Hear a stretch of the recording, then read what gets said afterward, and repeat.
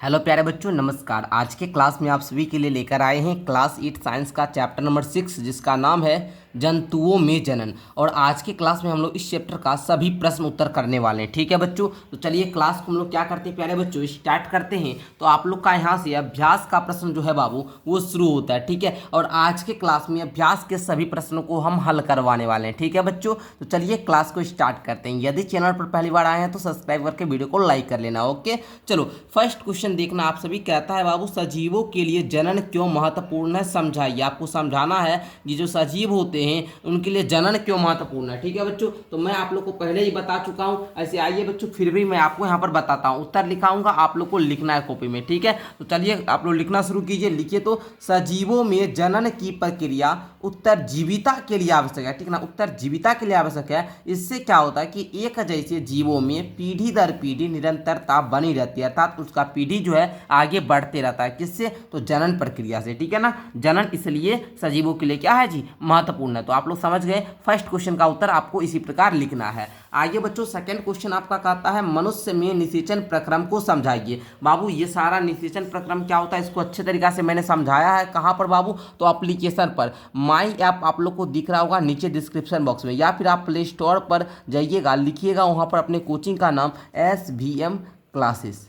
ठीक है ना, लिखिएगा SVM क्लासेस, तो आप लोग को एप्लीकेशन दिखेगा। वहाँ से आप लोग एप्लीकेशन को डाउनलोड कर लेना। वहाँ पर जाकर क्लास 8 का आप लोग कोर्स ले लीजिएगा। क्लास 8 का कोर्स प्यारे बच्चों 499 रुपया में एक साल आप लोग पूरा ऑल सब्जेक्ट आपको अच्छे तरीका से, बेहतरीन तरीका से पढ़ाया जाता है। वहाँ पर आप लोग को साइंस जो है आप लोग के देव सर पढ़ाते हैं। तो साइंस देव सर वहाँ पर आप लोग को ये चैप्टर जनन वाला पढ़ाए हुए हैं अच्छे तरीका से। तो आप लोग जरूर, जो भी बच्चे बैच में जुड़े हुए होंगे वो तो पढ़े हुए होंगे, जो नहीं जुड़े हैं पढ़ना चाहते हैं तो आप लोग जरूर एप्लीकेशन को डाउनलोड कीजिए और वहाँ से पढ़िए। तो बच्चों मनुष्य में निषेचन प्रक्रम को समझाने के लिए बोल रहा था, तो आप लोग उत्तर में किस प्रकार लिखोगे? देखो, लिखोगे कि मनुष्य में जनन के प्रक्रम में सर्वप्रथम क्या होता है कि शुक्राणु और अंडाणु का संलयन होता है। क्या होता है? संलयन होता है। इस प्रक्रम में मादा के अंडाणु और नर के शुक्राणु का संयोजन होता है। निषेचन के परिणाम स्वरूप क्या होता है जी, युग्मनज का निर्माण होता है। ये संलयन जो होता है इसको हम लोग क्या बोलते हैं?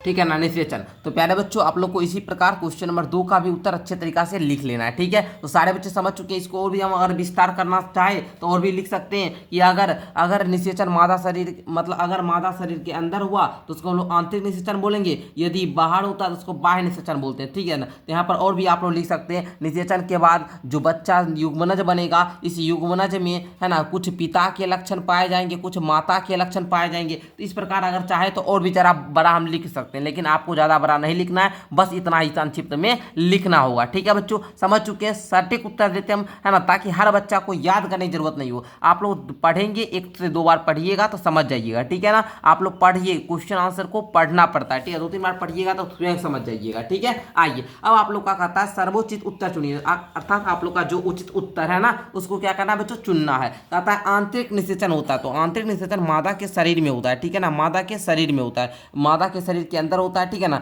तो यहाँ मादा के शरीर में दिया, मतलब अंदर ही हुए है ना, तो यहाँ पर आपका ऑप्शन एक ही हो जाएगा। आगे देखिए, एक टैडपोल जिस प्रक्रम द्वारा वयस्क में विकसित होता है वह है क्या है जी, वह कायांतरण होता है। वो क्या होता है बच्चों? कायांतरण होता है। ठीक है ना, चलिए आगे देखिए, एक युग्मनज में पाए जाने वाले केंद्रकों की संख्या होती है, तो उसमें केंद्रकों की संख्या 1 होता है। कितना होता है बच्चों? 1 होता है। तो आई होप कि आप लोग का जो सर्वोचित उत्तर चुनने वाला विकल्प वाला था क्वेश्चन नंबर 3, ये भी आपका क्लियर हो चुका है। आइए अब हम लोग क्या करते हैं, आगे बढ़ते हैं, क्वेश्चन नंबर 4 को देखते हैं बाबू। क्वेश्चन नंबर 4 कहता है, निम्न कथन सत्य है अथवा असत्य, उसके आगे आप लोग को संकेत करना। सही कथन के आगे T लिखोगे, गलत कथन के आगे F लिखोगे। ऐसे आप लोग पहले से पढ़ते आ रहे हो तो आपको ये चीज समझाने की जरूरत है नहीं। ठीक है, कहता है अंडपरजक जंतु विकसित शिशु को जन्म देते हैं। जो अंडा देने वाला जंतु है वो विकसित शिशु को जन्म देगा जी? नहीं, ये बात क्या हो जाएगा सर, गलत हो जाएगा। आगे, प्रत्येक शुक्राणु एक एकल कोशिका है। प्रत्येक शुक्राणु एक एकल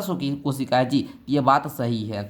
आगे देखिए बच्चों, मेढक में बाह्य निषेचन होता है जी? बिल्कुल, मेढक अंडा दे देती है ना, अंडा जल में बोले तो वहाँ पर शुक्राणु छिड़क दिया जाता है, उसके बाद उसमें निषेचन हो जाता है। तो मेढक में जो बाह्य निषेचन होता है ये बात सही है। ठीक है, चलिए आगे है, वह कोशिका जो मनुष्य में नए जीव का प्रारंभ है युग्मक कहलाती है जी? तो बताइए आप लोग, सही है? हाँ सर, ये आप लोग का क्या हो जाएगा, जल्दी बताइए। वह कोशिका जो मनुष्य में नए जीवन का प्रारंभ है युग्मक कहलाती है। नहीं जी, ये क्या हो जाएगा आपका फॉल्स हो जाएगा। आगे, निषेचन के पश्चात दिया गया अंडा एकल कोशिका है, तो बच्चों ये बात आपका सही हो जाएगा। आगे, अमीबा मुकुलन द्वारा जनन करता है जी, अमीबा मुकुलन द्वारा जनन करता है, नहीं सर, अमीबा तो द्विखंडन, अमीबा में द्विखंडन विधि द्वारा जनन होता है, मुकुलन द्वारा हाइड्रा में जनन होता है, ये कथन फॉल्स हो जाएगा। आगे देखना बच्चों, अलैंगिक जनन में भी निषेचन आवश्यक है जी। अलैंगिक जनन आपको पता होगा, वैसा जनन जिसमें क्या एक ही जीव भाग लेते हैं, तो एक ही जीव भाग लेगा तो उसमें निषेचन होगा नहीं होगा, निषेचन होता है दो जीव भाग लेते तभी ना, तो यहाँ पर प्यारे बच्चों आपका ये कथन फॉल्स हो जाएगा। कहा था अलैंगिक जनन में निषेचन आवश्यक है, एक केव जीव, इसमें क्या होता है जी, एक ही जीव, एक ही जनक से क्या होता है, नए जीव की उत्पत्ति होती है, तो यहाँ पर अलैंगिक जनन में निषेचन आवश्यक है, नहीं बाबू गलत हो जाएगा। द्विखंडन अलैंगिक जनन की एक विधि है, हाँ सर सही है, ये बात सही है, द्विखंडन विधि से अमीबा में जनन होता है, ठीक है ना, और हाइड्रा में मुकुलन द्वारा जनन होता है, और द्विखंडन मुकुलन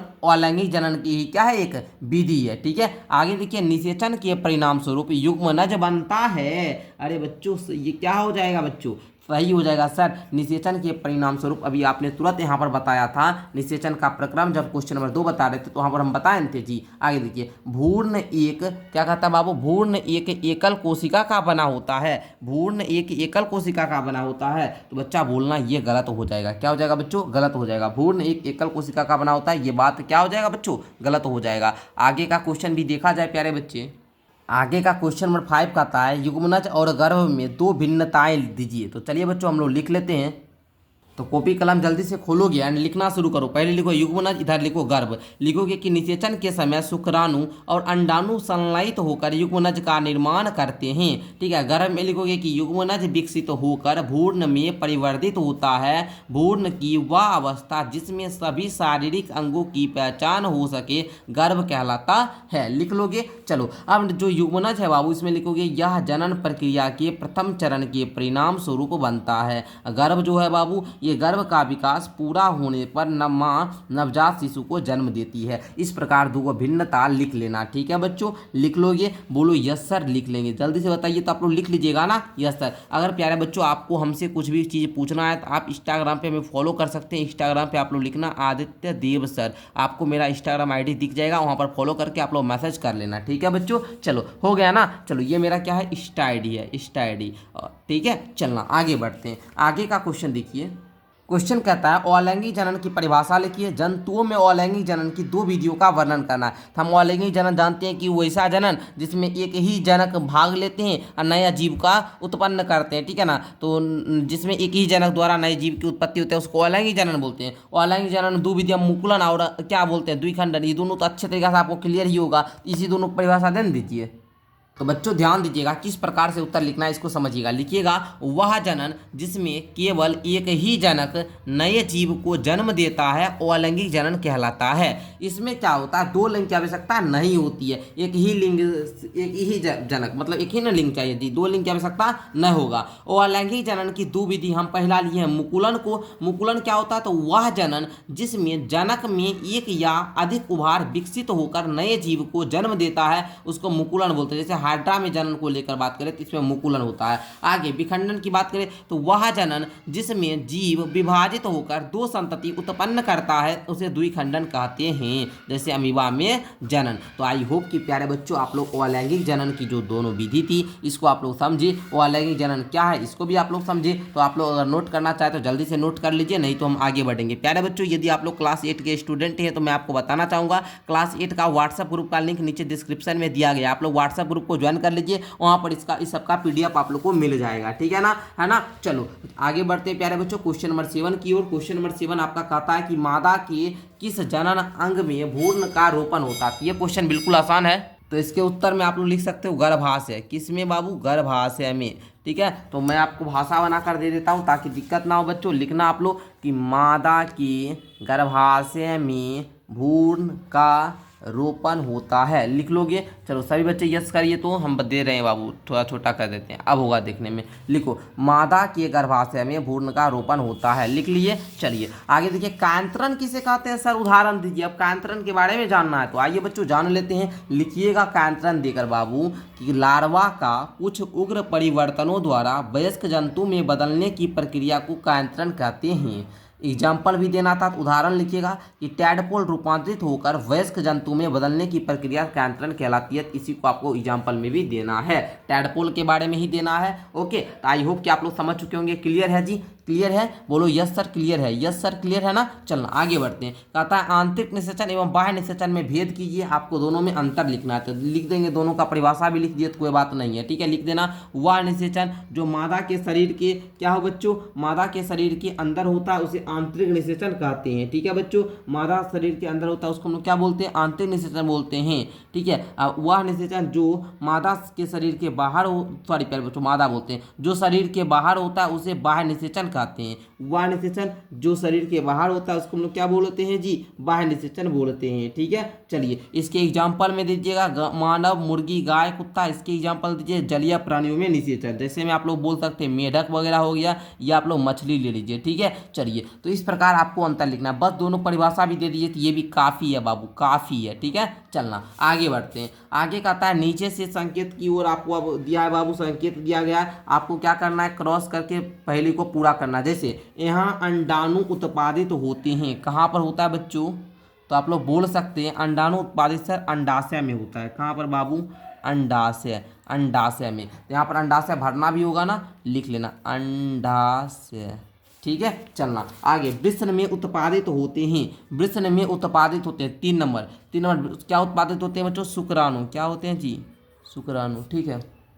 तो यहाँ पर आप लोग को शुक्राणु लिखना होगा। चलिए शुक्राणु हो गया ना। चलना हाइड्रा में अलैंगिक जनन, अलैंगिक जनन है तो इसको हमने अभी तुरंत बताया मुकुलन, क्या है, मुकुलन। हाइड्रा में मुकुलन द्वारा होता है, तो इसको 4 नंबर है तो 4 नंबर आइए, 4 नंबर यहाँ पर है ना, मुकुलन। क्लियर। चलना यह मादा युग्मक है, ऊपर से अब नीचे की ओर, यह मादा युग्मक है, मादा युग्मक क्या हो जाएगा, अंडाणु, क्या होगा, अंडाणु। चलना नर और मादा युग्मक का मिलना, नर और मादा युग्मक का मिलना क्या कहलाता है जी, निषेचन, निषेचन लिखना, निषेचन। आगे एक अंडपरजक जंतु हैं, एक अंडपरजक मतलब अंडा देने वाला जंतु कौन सा हो जाएगा, मुर्गी, क्या होगा जी, मुर्गी, क्योंकि आपके बुक में है मुर्गी यहाँ पर। चलिए हो गया ना। तो इस प्रकार प्यारे बच्चों मैंने एक एक क्वेश्चन का आंसर आप लोग को सटीक शब्दों में, आसान शब्दों में और आप लोग को सरल शब्दों में देने का प्रयास किया, ताकि किसी भी बच्चे को क्वेश्चन आंसर रटना नहीं पड़े। अगर प्यारे बच्चों इस चैप्टर का नोट्स वगैरह लेना चाहते हैं आप लोग, प्यारे बच्चों इस प्रकार का अगर आप लोग क्लास 8 का साइंस का नोट्स वगैरह लेना चाहते हो तो आप लोग को यहाँ पर क्या करना है, दिए गए नंबर पर कॉन्टैक्ट करना है। प्यारे बच्चों बोलिएगा कि सर हमको नोट्स चाहिए, आप लोग को मिल जाएगा, ठीक है बच्चों। चलिए अब हम लोग क्या करेंगे, मिलते हैं अगली क्लास के साथ, तब तक के लिए बहुत बहुत धन्यवाद। आप लोग इसी प्रकार बने रहिए, आप लोग को सारा विषय का क्वेश्चन आंसर यहाँ पर करवाया ही जा रहा है। मैथ, इंग्लिश, हिंदी, साइंस सबका प्ले लिस्ट भी बना हुआ है, वहाँ से आप लोग करके अपना होमवर्क को कंप्लीट किया जी। धन्यवाद प्यारे बच्चों।